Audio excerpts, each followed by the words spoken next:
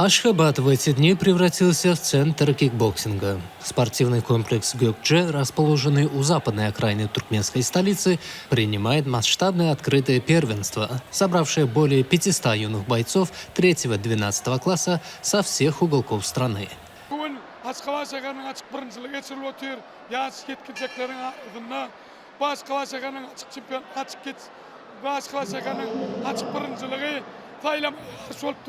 Gelecekki Türkmenistan'ın açık birinçiliğine. İnan edip bolup bir yarışta güçlü Türkmenler geldi. 5 vilayetinin o Türkmenleri katlaşa şu yarışta altın ve gümüş madalyaya ие olan Türkmenlerimiz Türkmenistan'ın birinciliğine katlaşma okuyup kazanıyorlar. Türkmenistan'ın birinciliğinden edip boldu.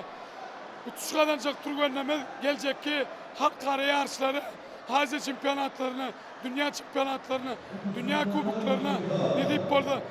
Yarış olup duruyor.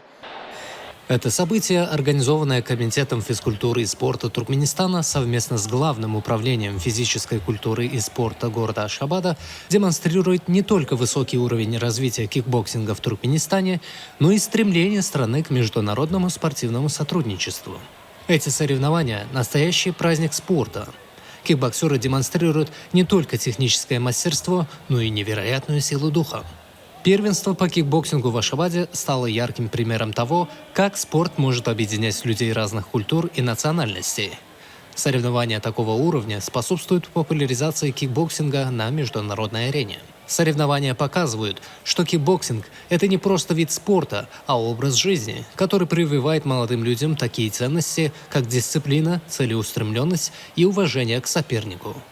Первенство по кикбоксингу стало ярким событием спортивной жизни страны и доказало, что Туркменистан готов принимать у себя международные спортивные мероприятия самого высокого уровня.